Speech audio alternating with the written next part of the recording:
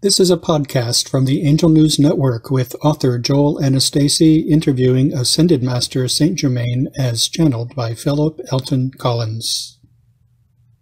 Beloved citizens of the United States of America and the world, I come to you, the Ascended Master Saint Germain, in this time to put into perspective some of the current events taking place domestically and internationally.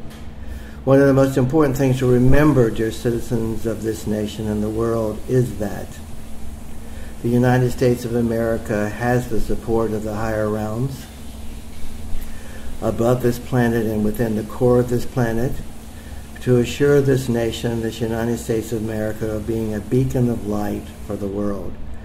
Your recent presidential elections allowed a divine soul to come in to facilitate that mission full-heartedly.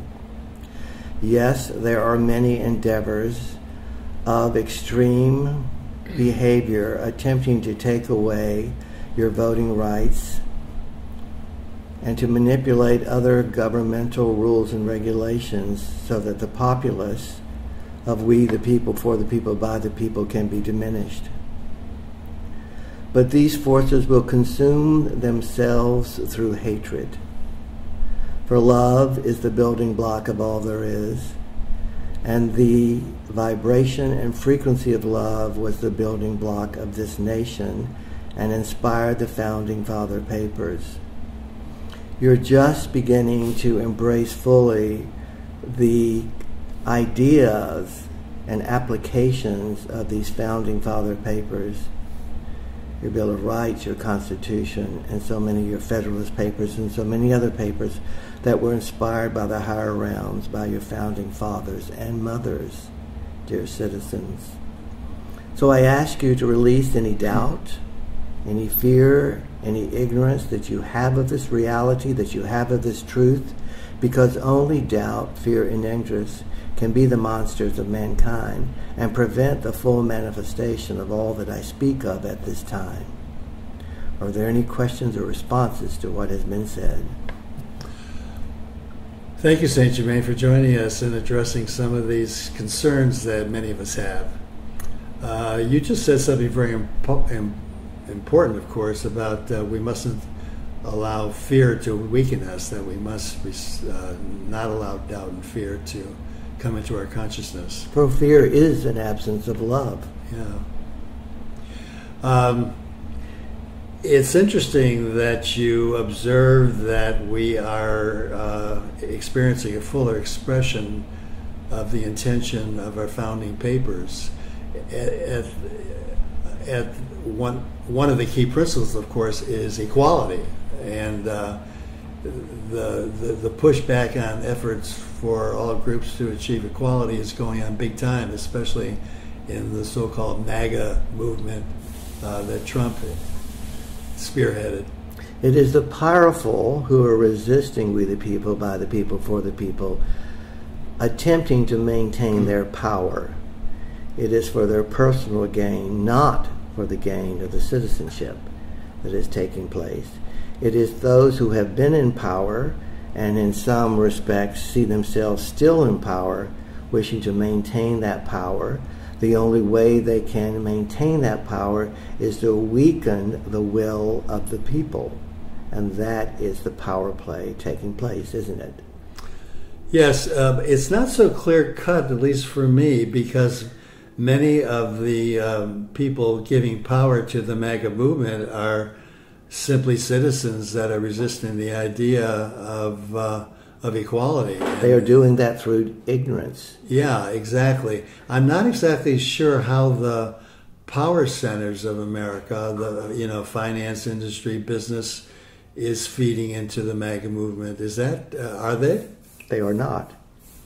They're working independent of it, since their goals for profit are independent of many of those behaving the way they're behaving. We're seeing an explosion of efforts on the local and state levels to limit access to voting, especially of minorities. That is a real threat to our democracy. Many of those will not take place. I was thinking that the courts are probably one of the best ways to address that. Obviously, if the people didn't support it, that would be the best way. But since many of this legislation limiting voting has passed, that the courts would be the best avenue for countering it. Trust and surrender to the confidence of the sole plan of these United States of America to support we the people, by the people, for the people. You are at a precipice, unlike ever before within your history, of applying the truth of those principles that lies within those papers like never before. So, thank God in the higher realms that we have a new president that is leading the defense of democracy in our country. And thank yourselves for those who voted for that divine soul and knew that the sole plan of the nation was at stake. You may be able to delay it. You cannot prevent it. Well, of course, in the last presidential election, a record number of people voted. It still is uncomfortable that there was only 7 million people, separating the huge numbers that voted for both sides. That is not taking into consideration the true will of some who did not vote and some who voted otherwise within their hearts. For what the opposition is playing with, if you will, is the fear and the prejudice within those others. Yes. And activating that. We are looking at, it won't be long before we have an election in about a year and a half for the legislature, the House of Representatives, and the margin of Democrats over Republicans is pretty narrow. It's chilling to think of what could happen if the Democrats lose the House. Sadly enough, the Congress does not always represent the will of the people, since there are forces that can manipulate who and how they are voted into that Congress environment. Exactly, and although obviously we don't want to give in to fear and so on, that is a reality that is concerning. Be with the truth of the soul plan. Be with the principles that created and are presently maintaining the focus and application of this nation.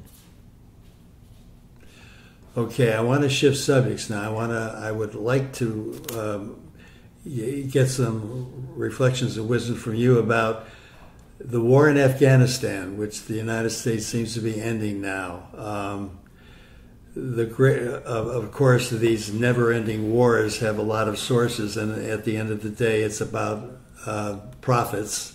We know that. It is a war machine, yes. Yes, exactly. However, we have spent a lot of time in our conversations of the past several years about the movement of women into balance with the masculine energy, and the imbalance of the masculine and feminine in Afghanistan is truly appalling. And in the women who have been able to get more education and more freedoms in Afghanistan, many of the women in politics have been murdered, and the women who have spoken up in the journal, women journalists, have been murdered, and many of us are very concerned about what's going to happen with the status of women and equality in Afghanistan when our forces pull out of there. What observations would you make about that? First and all, as the United States of America has a soul, a divine soul plan, so does the nation you call Afghanistan. And it is not the right of any other nation to fall or to oppose the soul plan of that nation. Some soul plans are more primitive than others. Others are more advanced. That is a culture that is in the process of beginning to learn the importance of the equality of the masculine and feminine. It does not necessarily meet the standards, if you will, of other nations, but they are within the process of that. Overseeing all of that is a universal movement of the women of the world, maintaining and sustaining and allowing the new shifts to take place, which is in process. If you really look at it on a global and an international level, you will see there are more women presidents and prime ministers of nations than in the history of the planet. So it is in place. It is not another nation's responsibility to move in and interfere with the evolution of that nation with its soul plan, and particularly in this case in its regard to its relationship with the feminine energy. Remember, the souls that are there who chose to incarnate within that portal or that vortex of energy chose to be there within those circumstances to learn what they need within it and from it. Remember that. Well, that's such an important perspective. How can we take that perspective and now put the spotlight on China and our relationship with China? What would you have to say? Many people are seeing China as it becomes more powerful as being a threat to the movements to balance inequality in the world. Remember, dear citizens of the United States and the business environments and companies, you have funded their empowerment. You have financed their empowerment by taking your businesses over there. The United States of America is probably one of the largest markets for the Chinese. Be with that. Be more discerning in how and who you work with, and what are the foundations and the principles of the nations that you are doing business with. And if you so choose through your free choice and will, make another choice. And allow the choices you make to reflect your resonance and your discernment, what you think is true, and what is the best route for not only your company, but the peoples of the world. The last question I'm going to bring up is about climate change. It's no matter all the talk and all the progress, and I'm not sure how much progress there actually has been, it seems to be accelerating, and I think it seems to be becoming more dire. What observations would you make about what mankind is going to be experiencing about climate change? Within the next generation, there will be a shift in the way vehicles and automobiles and machines are powered. That is in place, and that will take place.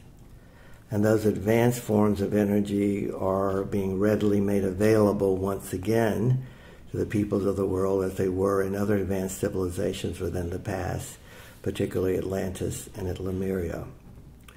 So this is all in your vernacular, in the works. And there are enough people at this point who understand, particularly some very wealthy and powerful individuals, the need to move away from fossil fuel, remembering that the oils and the gases are the bloodstreams of the planet. And there's not an unlimited amount of blood, if you will, that you can pull from the veins of the planet without retribution. Remember, peoples of the world, this planet can ascend and evolve with or without humanity upon the surface of it. So what do you choose? If you choose, you will have to respect that the planet is a living organism with organs, so in order to maintain your life upon it. Continuing to do otherwise is a form of suicide. So what do you choose? We're certainly going to see many increasing effects of the effect of climate change. I read that as the glaciers melt in Greenland, that the pool of cold water that is forming in the Atlantic south of Greenland is beginning to affect the Gulf Stream, which is weakening it, and the implications of that for Europe are enormous and perilous, and there's a lot of speculation about what the effects of the continuing melting in Antarctica are going to be. And of course, we here in South Florida are in the direct line of these ever increasingly powerful hurricanes. So the concern is we're going to see plenty of evidence that if mankind doesn't do something radical quick, that things could become pretty dire. The warning signs are upon you, are they not? They are.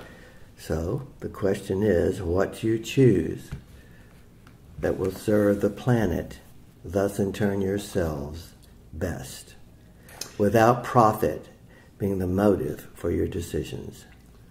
You know, you have said so often that the changes that are going to be occurring are going to be led by the feminine energy and the youth.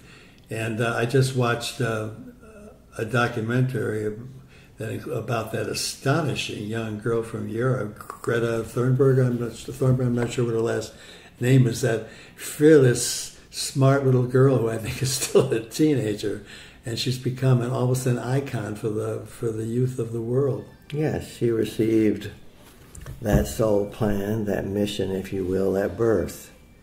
And even younger than she is now, she was fully equipped as a crystalline child to bring these messages out of the mouth of babes. I suspect there's going to be more Greta Thunbergs in the world. There are hundreds of thousands of them. And I expect them to be showing up in America, in the United States. All over the world. All over the world.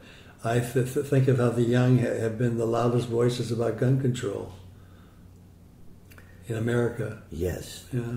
The youth and the feminine energy will affect the needed shifts and changes, yes. Well, I'm hoping that circling back to what we were talking about with the MAGA movement and the attempts by the GOP to limit, undermine our democracy, really, because they're undermining the vote, that those forces of the feminine and the youth are going to play a major role in stopping that. When the only way you can win is to cheat or to manipulate or deceive, ultimately you will self-destruct. Yeah, and you would think that an average intelligent individual would be able to understand that the forces against democracy wouldn't gain the traction that it does. It's just astonishing to me how it continues to. Ignorance. Yeah, exactly. Well, Saint Germain, thank you so much for your comments. How would you like to pull all this together? Trust and surrender in the mission and the soul plan of this nation and the soul plans of other nations. Pay attention who your nation does business with, if you will. Trust that there is a last hurrah of those in power who wish to maintain their power and control.